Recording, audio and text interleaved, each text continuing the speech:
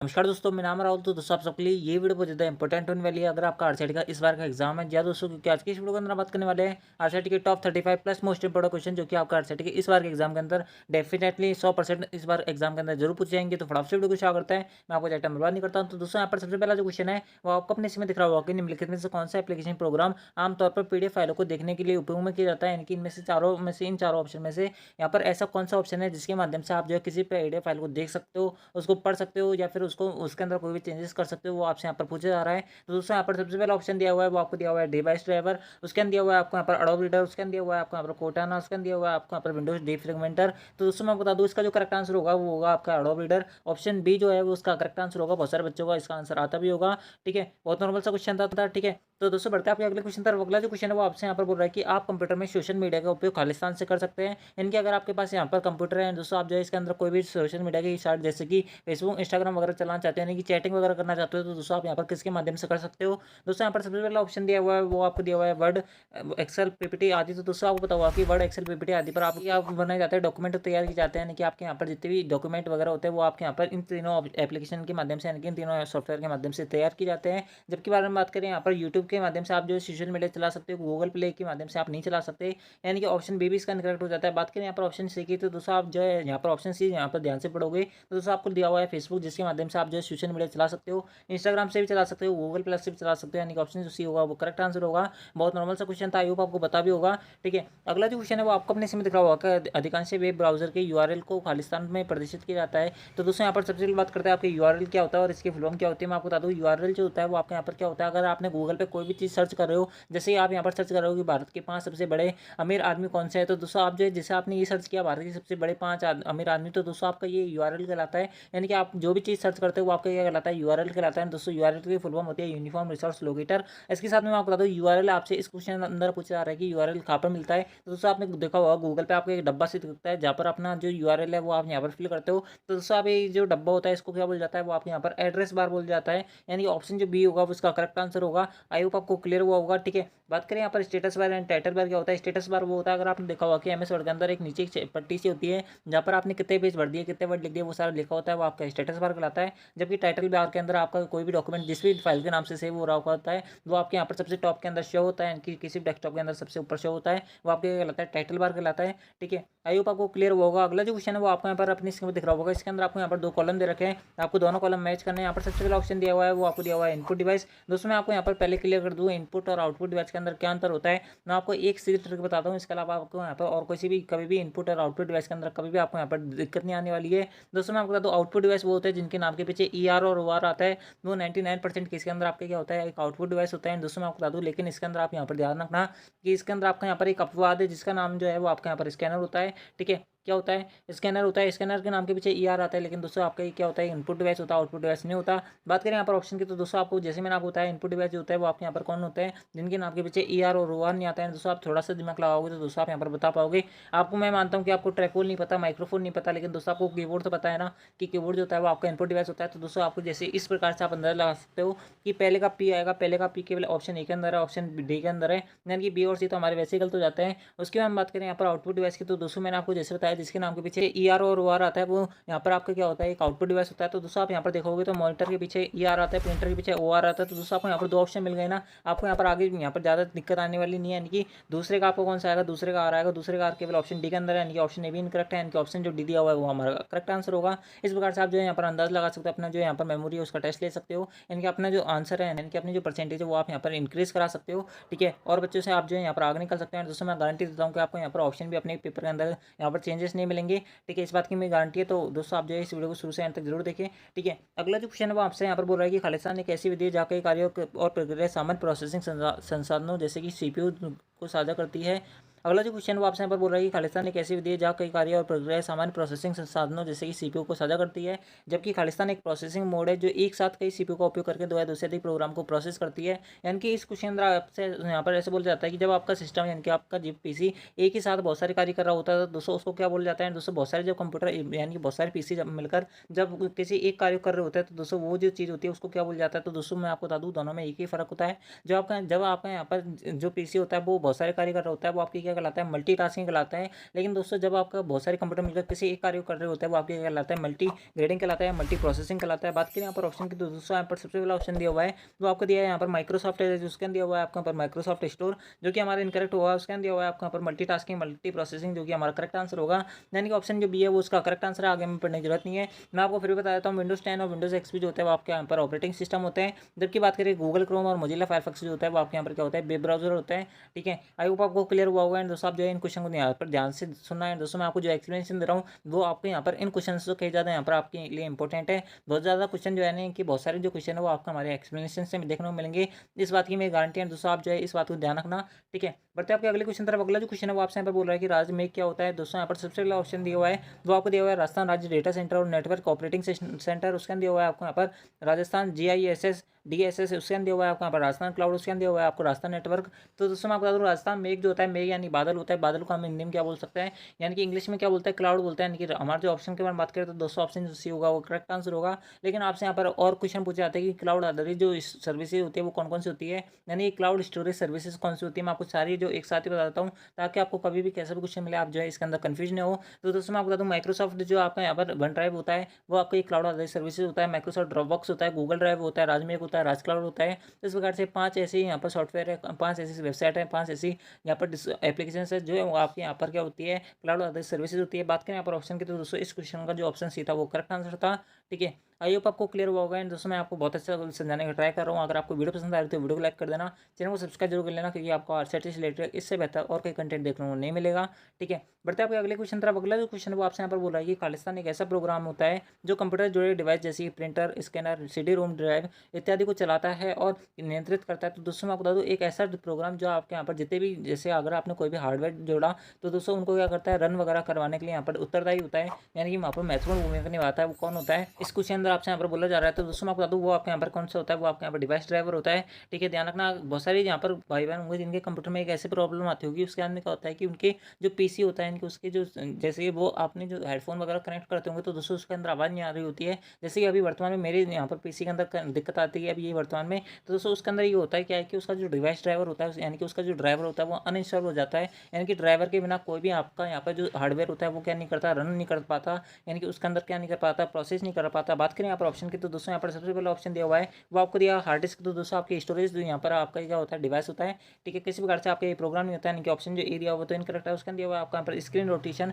इसका किसी प्रकार से इसका अंदर कोई काम नहीं आता। बात करें मैथ इनपुट टेबल, दोस्तों आपके मैथ इनपुट टेबल जो होता है जितने भी कैलकुलेशन वगैरह करती है वो आपके कंप्यूटर के अंदर वो आपका ये करता है, मैथ इनपुट टेबल, जिसे हम ALU के नाम से जानते हैं। ALU की फुल फॉर्म होती है अर्थमेटिक लॉजिक यूनिट, इसके नाम से जानते हैं, ये आपका ये होता है। बात करें यहाँ पर ऑप्शन की, तो दूसरा ऑप्शन जो डी दिया हुआ है करेक्ट आंसर है। ठीक है, बढ़ते हैं आपके अगले क्वेश्चन तरफ। अगला जो क्वेश्चन है वो आपको यहाँ पर दिया हुआ है कि खालिस्तान वेब आधारित चैट सेवा का एक उदाहरण है। तो दोस्तों मैं आपको बता दूँ ये जो क्वेश्चन है बहुत ज़्यादा सिंपल क्वेश्चन है। जिस प्रकार से आप चैटिंग वगैरह करते हो तो दोस्तों आपसे यहाँ पर बोला जा रहा है कि इन चारों ऑप्शन में से यहाँ पर कौन सी आपकी चैटिंग आधारित सर्विसेज होती है, यानी कि चैटिंग वेबसाइट कौन सी है। तो दोस्तों यहाँ पर सबसे पहला ऑप्शन दिया हुआ है वो आपको दिया हुआ है स्काइपी, उसके अंदर दिया हुआ है आपको यहाँ पर जीमेल, उसके अंदर दिया हुआ है आपको यहाँ पर हॉटमेल, उसके अंदर दिया हुआ है आपको यहाँ पर स्पैम। तो दोस्तों मैं आपको बता दूँ इसका जो करेक्ट आंसर होगा वो होगा आपका यहाँ पर स्काइपी, यानी कि स्काइपी के माध्यम से जिस प्रकार से आप व्हाट्सएप वगैरह के अंदर चैटिंग करते हो, फेसबुक पर चैटिंग करते हो, उसी प्रकार से आपके क्या होता है यहाँ पर स्काइपी पर भी आप यहाँ पर क्या कर सकते हो, चैटिंग वगैरह कर सकते हो, कॉलिंग वगैरह कर सकते हो। यानी कि ऑप्शन जो ए दिया हुआ है उसका करेक्ट आंसर है।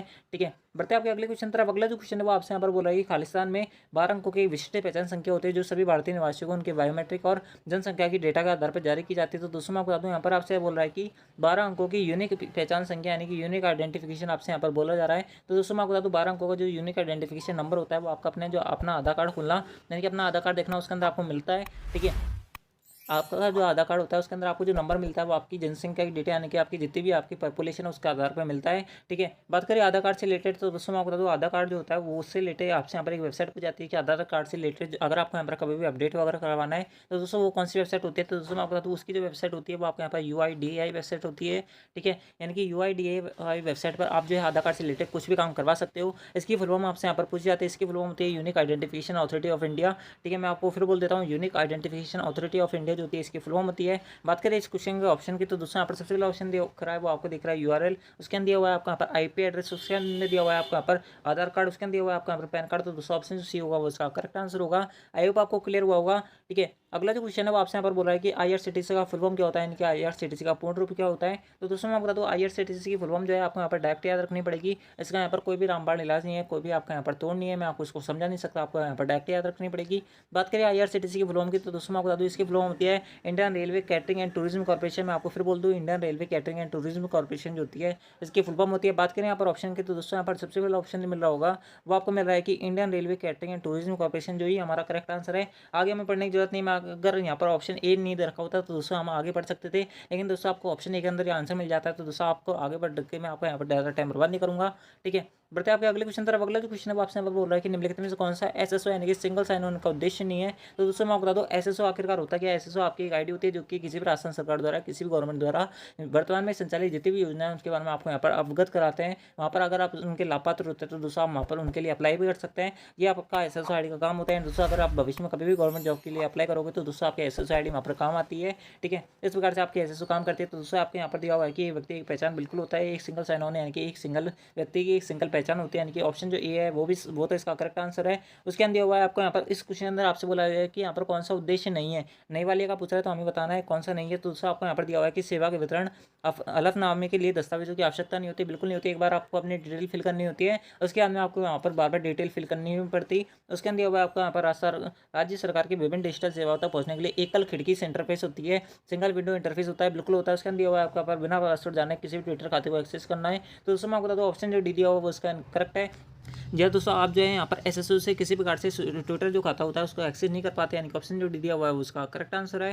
ठीक है, बढ़ते हैं आपके अगले क्वेश्चन तरफ। अगला जो क्वेश्चन है वो आपसे यहाँ पर बोल रहा है कि एमएस एक्सेल 2010 में शीट से सबसे बाई ओर का सेल का पता क्या होता है। तो दोस्तों आपसे इस क्वेश्चन तरफ पूछा जा रहा है कि जिस प्रकार से आपकी एमएस एक्सेल की एक शीट होती है, दोस्तों आपसे यहाँ पर बोला है कि जो आपकी सबसे पहली जो शीट होती है, सबसे पहले जो सेल होती है, इसका यहाँ पर नंबर क्या होता है, इसकी यहाँ पर जो गणना होती है वो किस प्रकार से की जाती है। तो दोस्तों मैं आपको सीधे ट्रिक बताता हूँ। इसमें अंदर होता क्या है कि एमएस एक्सेल के अंदर आपसे यहाँ पर किसी भी सेल का एड्रेस पूछ लिया जाए, ध्यान रखना कि आपका हमेशा कैपिटल के अंदर क्या आएगा, हमेशा एक लेटर आएगा। ए टू जेड कोई भी लेटर हो सकता है, कितनी भी बार हो सकता है। उसके अंदर में जो होता है वो आपके यहाँ पर कोई भी नंबर आता है, जैसे 1 2 3, उसके अंदर आपका यहाँ पर क्या आता है, नंबर आता है। बात करें यहाँ पर ऑप्शन की, तो दोस्तों यहाँ पर ऑप्शन ए के अंदर पढ़ोगे, यहाँ पर लिखा हुआ है कि A1, उसके अंदर हुआ है आपको यहाँ पर www.bmou.ac.in, उसके अंदर दिया हुआ है आपको यहाँ पर इजेड, उसके अंदर दिया हुआ है आपको यहाँ पर 1 है। तो दोस्तों मैं आपको बता दूँ इसका जो करेक्ट आंसर होगा वो होगा आपका यहाँ पर ऑप्शन है। आप यहाँ पर ध्यान से देखोगे तो दोस्तों आपको यहाँ पर कैपिटल लेटर के अंदर क्या दे रखा है, सबसे पहले एक लेटर दे रखा है, उसके अंदर आपको यहाँ पर नंबर दिया हुआ है, यानी कि ऑप्शन जो ए होगा उसका करेक्ट आंसर होगा। ठीक है, अगला जो क्वेश्चन है वो आपसे यहाँ पर बोल रहा है कि मोबाइल हॉटस्पॉट के लिए कौन सी कनेक्टिविटी आवश्यक है। तो दोस्तों आपको बताओ कि अगर आप अपने मोबाइल हॉटस्पॉट को यहाँ पर कनेक्ट करना चाहते हो तो दोस्तों सामने वाले का क्या खुला होना चाहिए, वाईफाई खुला होना चाहिए। बहुत ज़्यादा नॉर्मल सा क्वेश्चन था, यानी कि ऑप्शन जो ए दिया हुआ वो करेक्ट आंसर है। अगला जो क्वेश्चन है वो आप सबके यहाँ पर बहुत ज़्यादा इंपॉर्टेंट है। इसके अंदर बोल रहा है कि खालिस्तान मुक्त विश्वकोश यानी कि इंसाइक्लोपीडिया है। तो दोस्तों मैं आपको बता दूं मुक्त विश्वकोश यानी कि इंसाइक्लोपीडिया जो होता है वो आपके यहाँ पर विकिपीडिया होता है।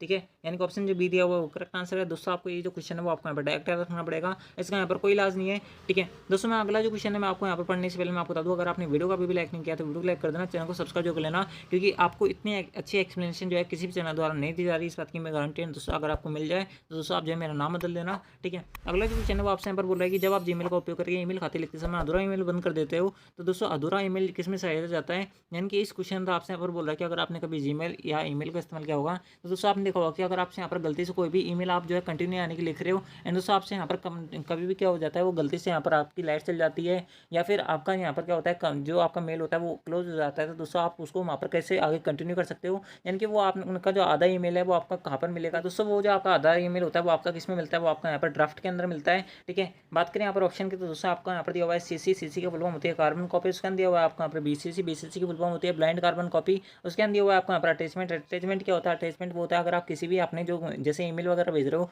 उसके अंदर कोई पीडीएफ फाइल वगैरह है, कोई फोटो वगैरह क्या करना चाहते हो, अटैच करना चाहते हो उस मेल के साथ में, तो वहाँ पर अटैच कर सकते हो। उसके अंदर दिया हुआ है आपका यहाँ पर ड्राफ्ट जो कि हमारा करेक्ट आंसर होगा, यानी कि ऑप्शन जो डी दिया हुआ है वो करेक्ट आंसर है। ठीक है, आई होप आपको क्लियर हुआ होगा। दोस्तों अगला जो क्वेश्चन है वो आपसे यहाँ पर बोला है कि खालिस्तान आमतौर पर 3 अंकों वाला सुरक्षा कोड होता है जो क्रेडिट कार्ड के पीछे प्रिंट होता है। दोस्तों क्रेडिट कार्ड के पीछे नहीं बल्कि एटीएम कार्ड वगैरह सबके पीछे होता है।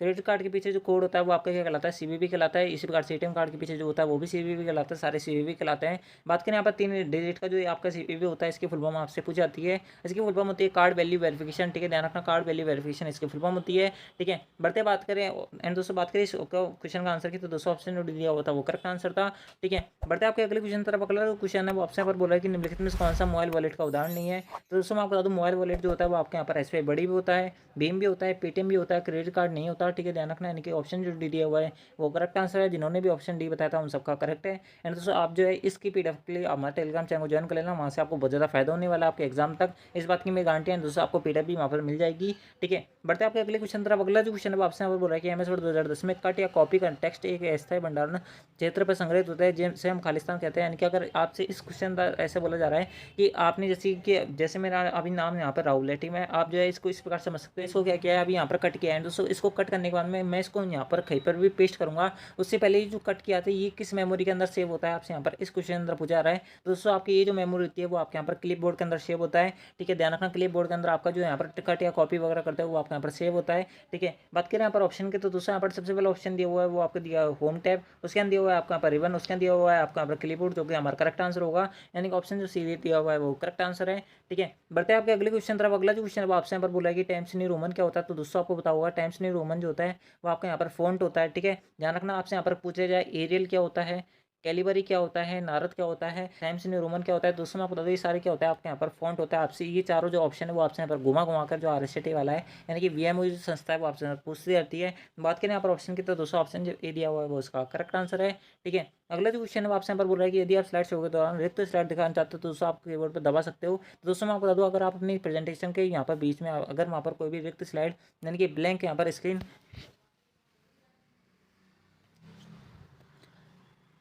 यानी कि ब्लैंक स्लाइड वहाँ पर इंसर्ट कराना चाहते हो तो दोस्तों आपको वहाँ पर क्या दबानी पड़ेगी, बी कुंजी दबानी पड़ेगी। B4 क्या होता है ब्लैंक यानी कि रिक्त कुंजी आपको यहाँ पर दबानी पड़ेगी, ठीक है। यानी कि बी जो ऑप्शन होगा यानी कि ऑप्शन जो ए होगा उसका करेक्ट आंसर होगा, ठीक है। बढ़ते आपके अगले क्वेश्चन तरफ। अगला जो क्वेश्चन है वो आपसे यहाँ पर बोल रहा है कि एमएस एक्सेल 2010 में निम्नलिखित विकल्प चयनित सेल की एक बड़ी सेल में परिवर्तित करता है और नए सेल की सामग्री को सेंटर में लाता है। यानी कि इस क्वेश्चन अंदर आपसे यहाँ पर बोल रहा है कि आप मान लो कि आपके पास एमएस एक्सेल की कोई शीट खुली हुई है एंड दोस्तों इसके अंदर आपके पास बहुत सारा डाटा लिखा हुआ है। दोस्तों आपकी ये वाली ऐसी सेल है जिसके अंदर आपके क्या लिखा हुआ है, बहुत बड़ा नंबर लिखा हुआ है। दोस्तों आप जो है यहाँ पर इसको बहुत सारे सेलों के अंदर क्या करना चाहते हो, बहुत सारी सेलों के अंदर प्रदर्शित करना चाहते हो। तो दोस्तों आपको यहाँ पर कौन सी फंक्शन का इस्तेमाल करना पड़ेगा, इसके साथ में आपको इसको सेंटर में भी लेना चाहते हो तो दोस्तों आपको यहाँ पर मर्ज एंड यहाँ पर सेंटर का इस्तेमाल करना पड़ेगा, जिसके अंदर आपकी क्या होती है, जैसे आपकी शीट होती है ना, इसके अंदर जितनी भी आपकी सेल होती है, जैसे आपके यहाँ पर 3 सेलों को आपने मर्ज कर दिया, उसके अंदर आपका बीच के अंदर जो आपका टेक्स्ट होता है, जो आपका डाटा होता है वो वहाँ पर आ जाता है। यानी कि बात करें यहाँ पर ऑप्शन की, तो दोस्तों आपका यहाँ पर दिया हुआ है रैप सेल। रैप सेल क्या होता है, अगर आप यहाँ पर जैसे आपकी एक सीट लिखी हुई है एंड दोस्तों आपकी इस सेल के अंदर बहुत बड़ा डाटा है एंड दोस्तों आप चाहते हो कि केवल इसी सेल को यहाँ पर बड़ा किया जाए, इतना बड़ा कर दिया जाए कि आपका जो डेटा है वो पूरा दिखाई दे, तो दोस्तों आपको यहाँ पर रैप टेक्स्ट का यानी कि रैप सेल का इस्तेमाल करना पड़ता है। बात करें रीनेम, कुछ नहीं होता, मर्ज एंड सेंटर जो होगा वो उस क्वेश्चन का करेक्ट आंसर होगा, यानी कि ऑप्शन जो सी दिया हुआ है वो करेक्ट आंसर है। अगला जो क्वेश्चन है वो आपसे यहाँ पर बोल रहा है कि एमएस एक्सेल 2010 में यदि आप केवल उन पंक्तियों को प्रदर्शित करना चाहते हैं जिनमें उन छात्रों को डेटा जिन्होंने एक विषय में 70 से अधिक अंक हासिल किए, तो दोस्तों फिर आप खालिस्तान का उपयोग करोगे। यानी कि आपके पास एमएस एक्सेल के अंदर यहाँ पर एक शीट खुली हुई है दोस्तों, आपके पास बहुत सारे बच्चों का यहाँ पर डाटा है, जिसके अंदर आप यहाँ पर चाहते हो कि यहाँ पर बहुत सारे बच्चे ऐसे जिनका यहाँ पर डाटा जो है वो 70+ है, यानी कि 70 से ज़्यादा नंबर आए। एंड दोस्तों आप जो है उन बच्चों को यहाँ पर शॉर्ट लिस्टेड करना चाहते हो, सेलेक्ट करना चाहते हो जिनके यहाँ पर 70 से ज़्यादा नंबर आए, तो दोस्तों आपको यहाँ पर कौन से फंक्शन का इस्तेमाल करना पड़ेगा, कौन से फीचर का इस्तेमाल करना पड़ेगा, तो दोस्तों आपको यहाँ पर फिल्टर लगाना पड़ेगा, ठीक है। जैसे आप यहाँ पर फिल्टर 17 आप करोगे तो दोस्तों आपके जितने भी ऐसे बच्चे जिनके 70 ज़्यादा नंबर आए होंगे वो वहाँ पर शॉर्ट लिस्टेड हो जाते हैं, इनके अलग हो जाते हैं, उसके अंदर आप जो है यहाँ पर फिल्टर वगैरह लगा सकते हो। बात करें यहाँ पर फिल्टर की, तो दोस्तों मैं आपको बता दूँ इसकी शॉर्टकट की आपसे यहाँ पर पूछी जाती है। इसकी शॉर्टकट की होती है Ctrl+Shift+L, ठीक है, ध्यान रखना क्या होती है Ctrl+Shift+L जो होती है इसकी शॉर्टकट की होती है, ठीक है। बात करें यहाँ पर अगला जो क्वेश्चन है वो आपको अपने इसमें दिख रहा होगा कि एमएस एक्सेल 2003,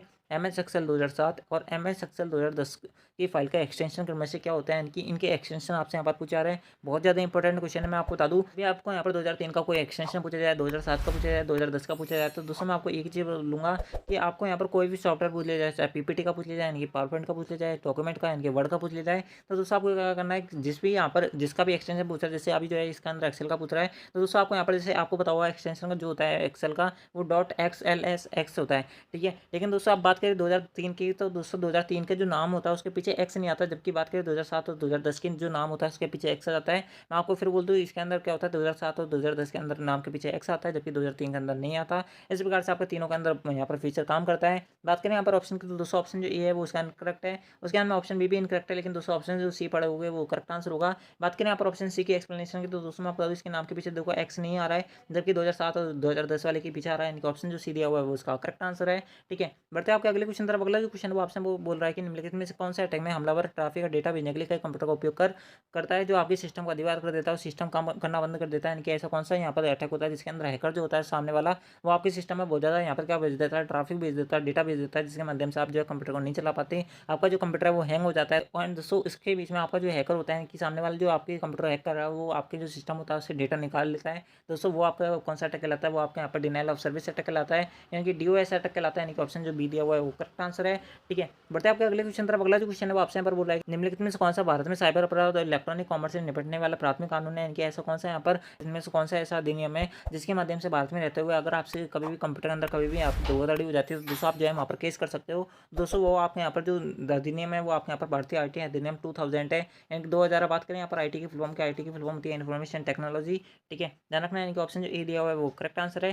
ठीक है, तो बढ़ता है आपके अगले क्वेश्चन तरफ। अगला जो क्वेश्चन है वो आपसे यहाँ पर बोल रहा है कि माइक्रोसॉफ्ट विंडोज में सिस्टम रिस्टोर पॉइंट क्यों बनाया जाता है। दोस्तों आपको नाम से पता चल रहा होगा, सिस्टम रिस्टोर पॉइंट इसलिए बनाया जाता है कि भविष्य में अगर आपका कंप्यूटर कभी यहाँ पर फेल हो जाता है यानी कि क्रैश हो जाता है या आपका कंप्यूटर में डेटा जो होता है वो उड़ जाता है तो दोस्तों आप उसको वापस पुनः स्थापित कर सकते हो, यानी कि वापस उसके अंदर से जितनी भी आपकी फाइल उड़ी है उनको वापस क्या कर सकते हो, रिकवर कर सकते हो। इसके लिए आपके यहाँ पर सिस्टम रिस्टोर पॉइंट बनाए जाते हैं, यानी कि रिसाइकल बिन वगैरह बनाए जाते हैं। तो दोस्तों मैं आपको बता दूँ यहाँ पर सबसे पहला ऑप्शन मिल रहा होगा वो आपको मिल रहा है कि यह उपयोगकर्ता को अलग अलग रिसीवर के लिए एक ही मेल भेजने की अनुमति देता है। दोस्तों मैं आपको बता दूँ मेल का यहाँ पर किसी प्रकार संबंध नहीं है, इनका ऑप्शन जो ए दिया वो इसका इनकरेक्ट है। जबकि बात करें यहाँ पर ऑप्शन बी की तो दोस्तों यहाँ पर ऑप्शन बी के अंदर लिखा हुआ है कि यह उपयोगकर्ता को अपने कंप्यूटर की स्थिति के पिछले बिंदु पर वापस लाने की अनुमति देता है, जिसके इसके उपयोग यहाँ पर सिस्टम की खराबी या अन्य समस्याओं से उभरने के लिए किया जा सकता है। यानी ऑप्शन जो बी दिया हुआ है वो हमारा करेक्ट आंसर आगे हमें पढ़ने की जरूरत ही नहीं है। ठीक है, बढ़ते आपके अगले क्वेश्चन तरफ। अगला जो क्वेश्चन है वो आपसे पर बोल रहा है कि यदि किसी दस्तावेज को मुद्रित करने से पहले वह कैसे दिखाई देगा इसको जांचने के लिए कौन से कमांड का उपयोग किया जाता है। दोस्तों मैं आपको बता दूँ अगर आप यहाँ पर कोई भी जो आपका जैसे आपने कोई डॉक्यूमेंट तैयार किया, जैसे आप जो है यहाँ पर ऐसे मान लो कि अभी ये जो मैंने पीपीटी है वो यहाँ पर तैयार की, पीडीएफ जो है मैंने तैयार की,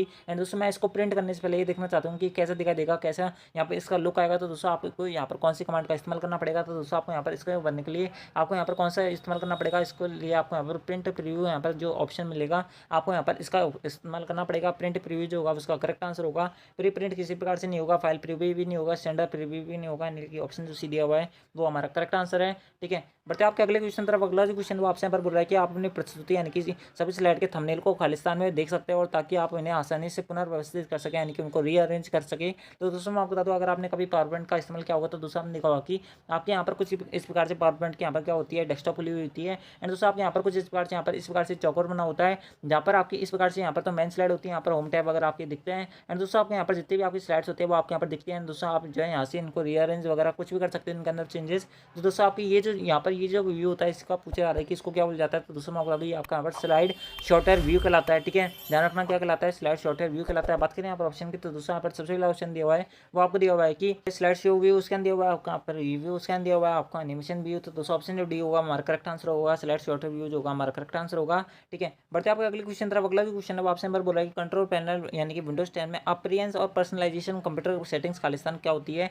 दोस्तों अगर आपने कभी यहाँ पर अपीयरेंस और पर्सनलाइजेशन का उपयोग किया होगा, अगर मैं आपको बता दूँ आपको वहाँ पे मिलता है, आप अपनी डेस्कटॉप यहाँ पर यानी कि आपका जैसे सिस्टम ऑन होता है तो दोस्तों आपके सामने जो डेस्कटॉप खुलता है उस पर आप अपनी जो कंप्यूटर होता है यानी कि अपने जो माउस होता है उससे यहाँ पर डबल क्लिक करना पीछे की साइड, यानी कि लेफ्ट साइड पे जैसे आप क्लिक करोगे तो दोस्तों आपको जहाँ पर रिफ्रेश का बटन दिखता है तो दोस्तों उसके सबसे नीचे जाओगे तो दोस्तों वहाँ पर आपको अपीयरेंस एंड पर्सनलाइजेशन का ऑप्शन मिलेगा। वहाँ पर आप क्या कर सकते हो, अपना जो डेस्कटॉप है उसका यहाँ पर क्या कर सकते हो, डिस्प्ले वॉलपेपर वगैरह चेंज कर सकते हो, यानी कि ये सारी चीज़ जो होती है वो आपको यहाँ पर अनुमति देता है, यहाँ पर ये सारी चीज़ों का इस्तेमाल किया जाता है अपीयरेंस और पर्सनलाइजेशन के अंदर। बात करें यहाँ पर ऑप्शन की तो दूसरा ऑप्शन दिया हुआ है वो दिया हुआ है कि आप उपयोगकर्ता अपनी पसंद की तस्वीर और डेस्कटॉप बैकग्राउंड पर बदलने की अनुमति देता है, यानी कि आप वॉलपेपर बदल सकते हो, बिल्कुल बदल सकते हो। इसके अंदर आपको यहाँ पर उपयोगकर्ता स्क्रीन सेवर को बदलने और अक्षम की अनुमति देता है, बिल्कुल देता है। उसके अंदर आपको यहाँ पर उपयोगकर्ता को स्क्रीन रेजोल्यूशन और रंग गुणवत्ता बदलने की अनुमति देता है, बिल्कुल देता है, यानी कि ऑप्शन जो डी दिया हुआ है वो करेक्ट आंसर है। दोस्तों अगर आपने कभी इसका इस्तेमाल किया होगा तो दोस्तों आपको पता भी होगा, अगर आपको नहीं पता तो दोस्तों आपको यहाँ पर ये चीज़ याद रखनी पड़ेगी। उसके अंदर दिया हुआ है आपको यहाँ पर अगला जो क्वेश्चन है वो आपसे पर बोल रहा है कि टेलीविजन यानी कि प्रोजेक्टर और कंप्यूटर द्वारा उत्पन्न छवि प्राप्त करने के लिए प्रदर्शित करने के लिए कौन सा पोर्ट हो देते हैं।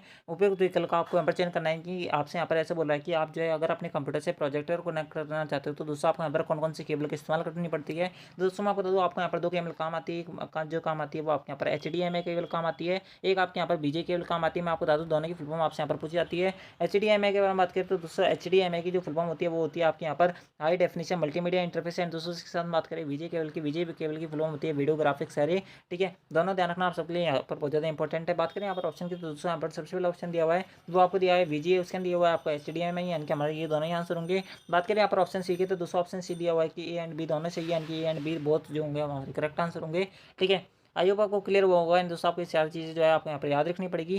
ठीक है, बढ़ते हैं आपके अगले क्वेश्चन तरफ। अगला जो क्वेश्चन है आपसे बोला है कि निम्नलिखित में से कौन सी एक ऑप्टिकल डिस्क की श्रेणी में आता है, निम्नलिखित में सबसे उपयुक्त विकल्प आपको यहाँ पर चयन करना है। तो दोस्तों मैं आपको बता दूँ ऑप्टिकल डिस्क जो होती है वो आपके यहाँ पर जिस प्रकार से CD वगैरह होती है वो आपकी क्या होती है, ऑप्टिकल डिस्क होती है।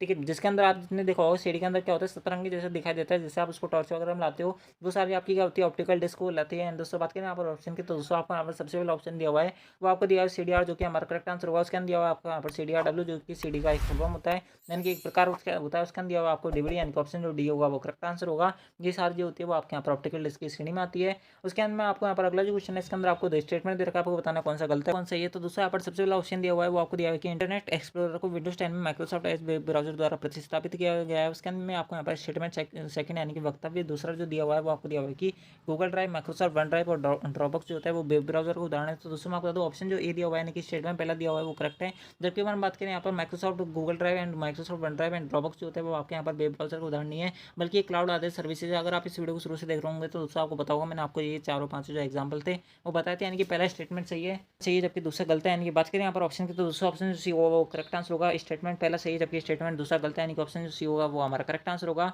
उसके अंदर दिया हुआ है आपको यहाँ पर स्ट्राइक थ्रू फॉन्ट का क्या प्रभाव होता है MS वर्ड 2010 में। तो दोस्तों मैं आपको बता दूँ स्ट्राइक थ्रू फॉन्ट क्या होता है। जैसे मेरा नाम राहुल है, ठीक है, आप जो है मेरे नाम पे इसको समझ सकते हो, मेरा नाम जैसे राहुल है। दोस्तों मैं अगर यहाँ पर चाहता हूँ कि मेरे इस नाम के बीच में से एक लकीर खुल जाए, यानी कि मध्य के बीच में, यानी कि इस टेक्स्ट के मध्य के बीच में से अगर कोई रेखा खींचना चाहता हूँ तो दोस्तों आपको यहाँ पर स्ट्राइक थ्रू फॉन्ट का प्रभाव होता है ये। ठीक है, बात करें यहाँ पर ऑप्शन की तो दोस्तों आपका यहाँ पर लिखा हुआ है कि ये चयनित पार्ट के ऊपर एक रेखा खींच देता है, बिल्कुल गलत है। उसके अंदर हुआ आपको यहाँ पर ये चयनित पार्ट के बीच में से एक रेखा खींच देता है। तो दूसरा ऑप्शन जो भी होगा वो हमारा करेक्ट आंसर होगा। आगे हमें पढ़ने की जरूरत नहीं है। ठीक है, बट आपके आज की इस क्लास की सेकेंड लास्ट क्वेश्चन तरफ इस क्वेश्चन तरफ आपसे यहाँ पर बोला है कि निम्नलिखित में किसकी भंडार क्षमता सबसे कम होती है। तो दोस्तों मैं बता दूँ सबसे कम जो भंडार क्षमता होती है वो आपके यहाँ पर किसकी होती है, वो आपके यहाँ पर किसकी होती है, CD की होती है। ठीक है, यानी कि ऑप्शन जो बी दिया हुआ है वो हमारा करेक्ट आंसर होगा। उसके अंदर में बढ़ते हैं आपके आज की इस क्लास के आज की इस वीडियो के सबसे लास्ट में फाइनल क्वेश्चन तरफ। इस क्वेश्चन अंदर आपसे यहाँ पर बोला है कि आप एंड्रॉइड फोन में एक ऐप को खालिस्तान द्वारा इंस्टॉल अनइंस्टॉल किया जा सकता है। तो दोस्तों मैं आपको बता दूँ आपसे इससे बोला है कि एंड्रॉइड फोन में आप कैसे किसी भी ऐप को इंस्टॉल और अनइंस्टॉल कर सकते हो। तो दोस्तों आप जो है यहाँ पर